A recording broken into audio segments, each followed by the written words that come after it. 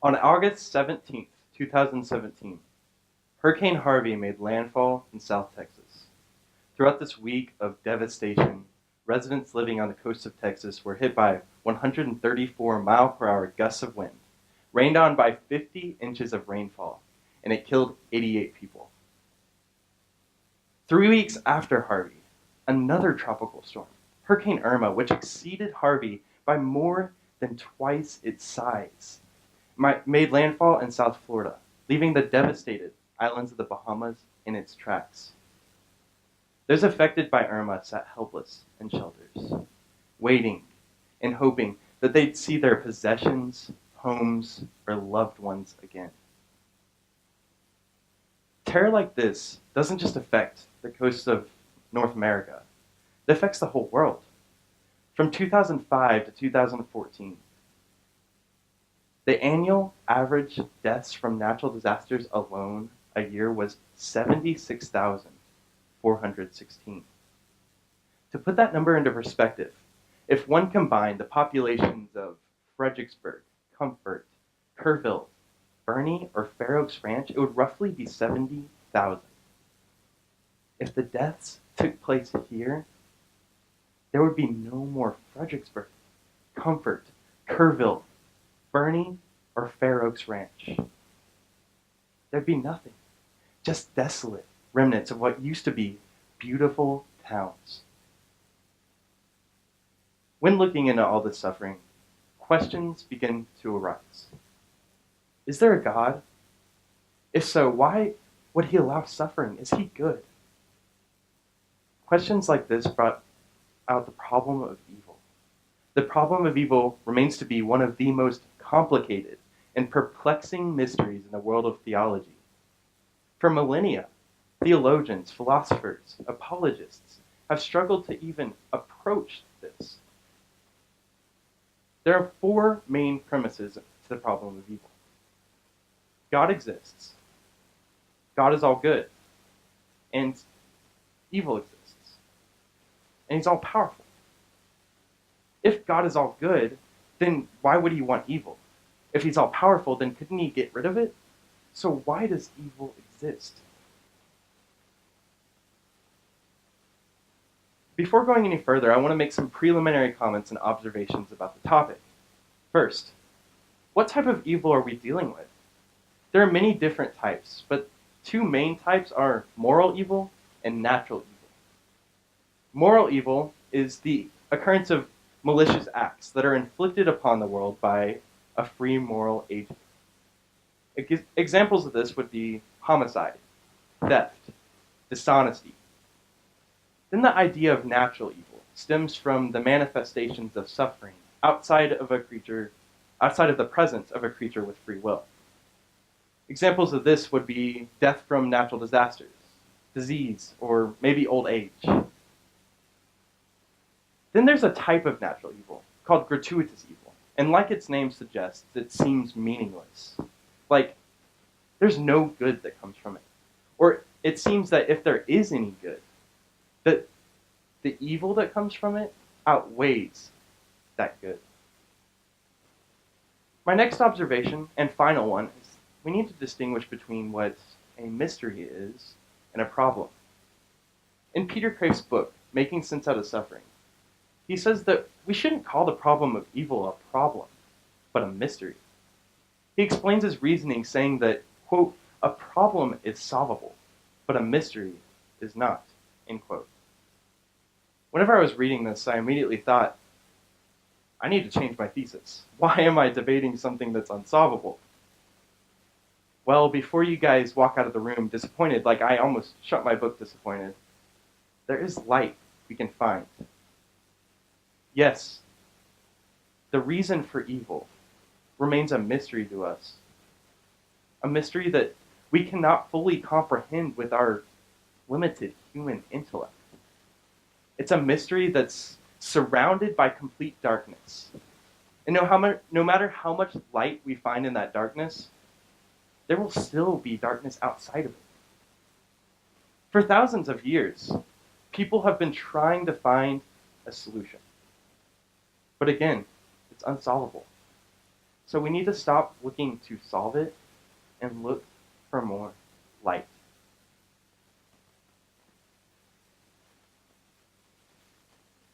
For millennia, theologians, philosophers, apologists, they've made different tools to find that light.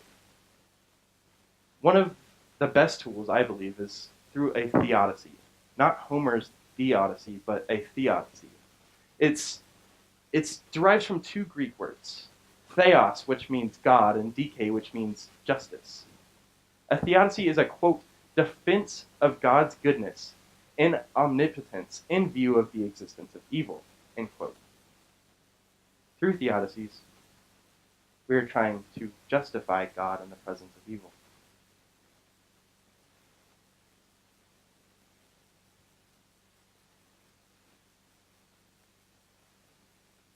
Out of the last 3,000 years, there have been hundreds of notable theologians who've come up with these theodicies.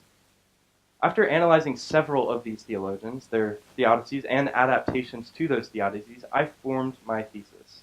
I believe that God is justified in permitting natural suffering to occur from evil in the world while retaining his goodness. And I want to clarify, I will not be discussing any theodicies concerning moral evil, just those that are concerning natural evil and that type of natural evil, gratuitous evil. Moreover, I want us to remember what Peter Christ said about the subject. These will not give us a direct answer to the problem. It'll just lead us to find more light. The first objection to God's goodness that I want to look into is one that concerns the very roots of evil itself. The question of why God allows natural disasters, disease, and death to occur in the first place. The answer to this can be found all the way back in the first book of the Bible, Genesis. God created the world. It was good. At this time, the world had not been infected by sin or inflicted by sin's consequences. But mankind being imperfect, we being abusive of our free will, we brought sin into the world. And along with sin, we brought the consequences of sin. Natural disasters, disease, and death, suffering. Many people place the blame on God. That it's his fault for the direct existence of evil and suffering. But we as human beings are actually the ones to blame. In fact, we as human beings, ever since the fall of Adam and Eve, have been putting the world into bondage.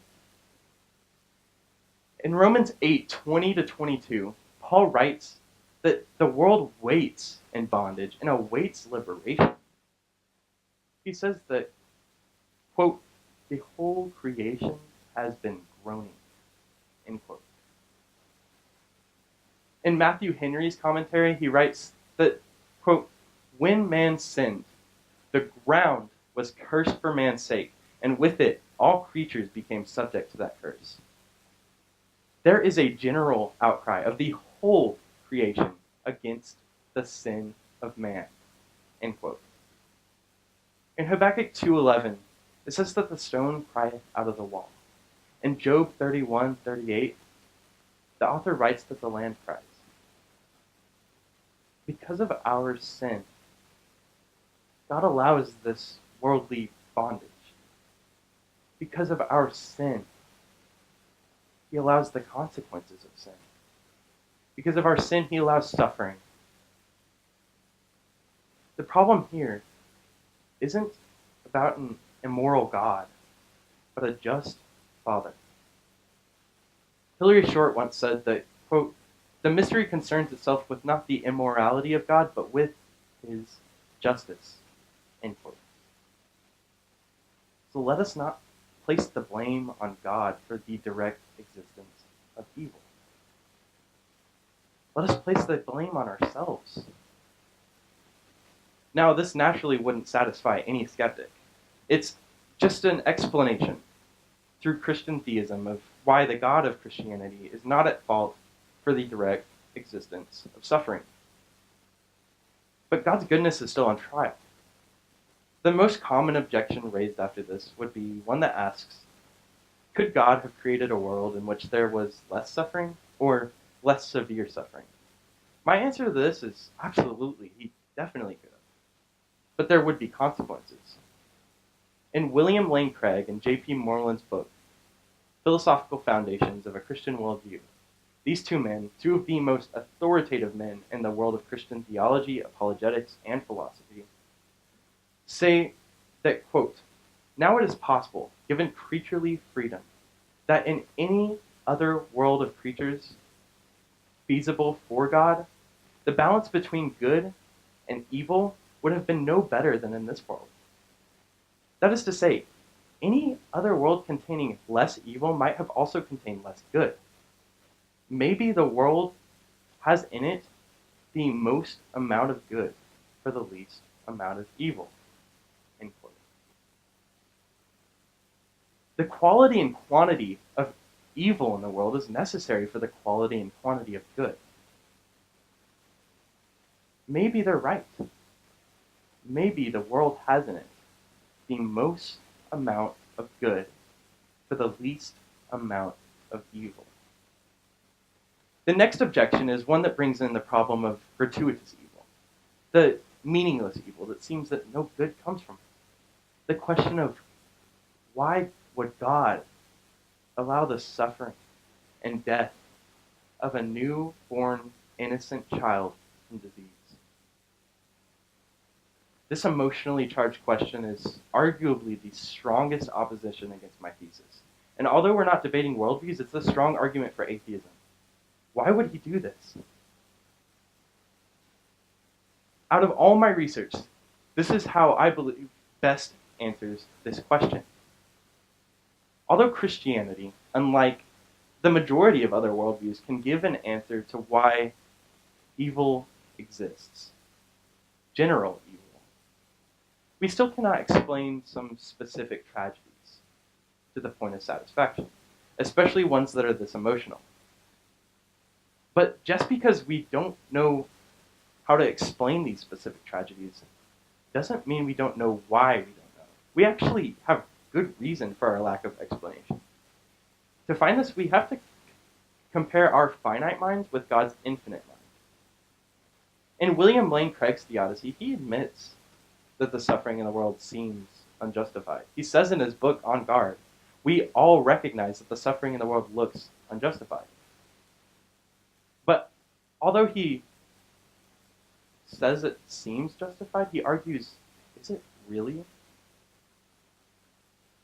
In his book, On Guard, he goes on saying that, quote, as finite persons, we're limited in space and time, in intelligence and insight. But God sees the end of history from its beginning and providentially orders history to his ends. Suffering that appears pointless within our limited framework may have been seen as justly permitted within his wider framework. End quote.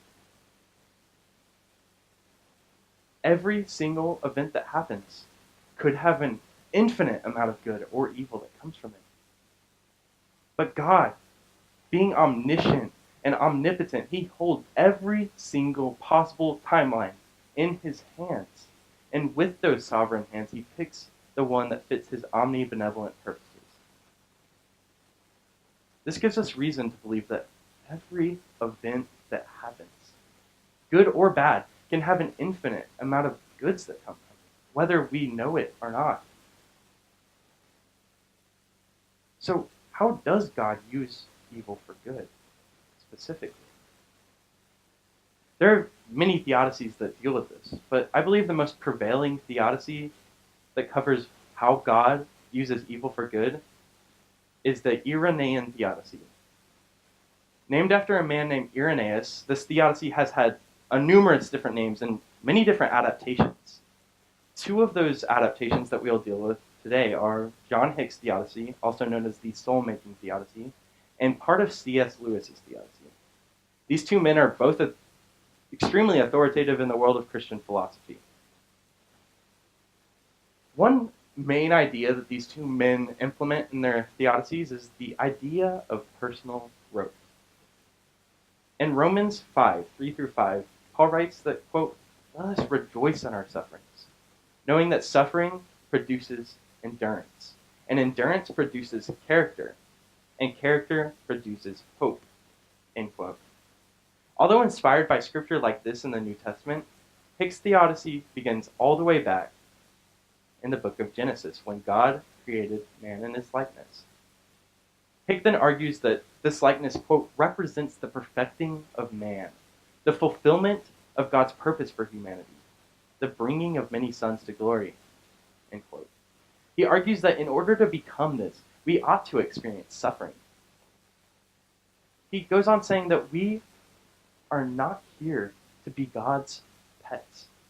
He's not going to put us in a comfortable cage and give us a happy life. He wants people who have character. And sometimes to get character, you need to experience suffering. Hick adds to this using the idea of parenting, saying that, quote, "It is clear that a parent who loves his children and wants them to become the best human beings they are capable of becoming does not treat pleasure as the sole and supreme value. We do not desire for them unalloyed pleasure at the expense of growth and moral integrity, unselfishness, compassion, courage, humor, reverence for the truth, and perhaps above all, the capacity for love." Lewis adds to this, saying that sometimes, quote, "we don't want a God or a father in heaven so much as a grandfather. We don't want to.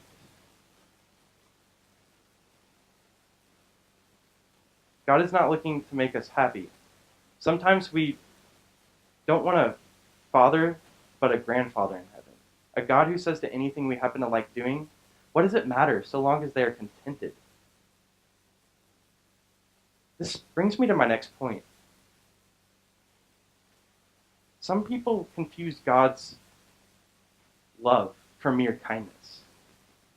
In C.S. Lewis's Problem of Pain, he talks about love as being, quote, "demanding of the perfecting of the beloved," end quote. He says that love isn't there to just make people happy, but to make people better. God's love isn't here to just help us avoid suffering. We need suffering. Without suffering, we would not become what God wants us to become. Without suffering, we would not become refined. Dr. Frank Turek says in his book, Stealing from God, that, quote, "pain awakens us to God and then refines us for God," end quote. Living a painless life would be harder spiritually than going through a pain-filled life. C.S. Lewis once said that, quote, "God whispers to us in our pleasure, speaks in our conscience, but shouts in our pains. It is a megaphone to rouse a deaf world," end quote. Sometimes the only time we look up to the God who made us rests in those little moments that we lay flat on our backs, knocked over by God's sound waves. Pain. In Genesis 3, we single-handedly brought forth the devastating consequences of sin. Natural disasters, disease, death, suffering. But God, even before he spoke the words that brought forth mankind's first breath, he knew the devastation and self-harm that mankind would bring. And from that point on, he knew what he was going to do to fix our problem. So as we wait in this pain-filled life for God to break us out of our suffering, we have to remember that he's with us in it, like a father who watches his children trial after trial. And not only that, but he is suffering with us. And he's strengthening us and making us better through it all. In every case of evil, there's always good. In even more severe cases of evil, like the heart-wrenching loss of a loved one, there's always good. In the most severe case of evil, where the problem of evil itself reaches the ultimate maximum, the crucifixion of Christ, creation killing its creator, an evil that which no evil could be comprehended as worse. Yet this brought about good.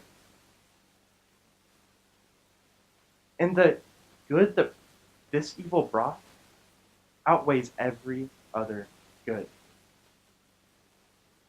God used an evil that outweighs every other evil to bring about a good that outweighs every other good. The paradise that we lost in Genesis is the paradise that through Christ and through his suffering we will regain back in Revelation. Thank you.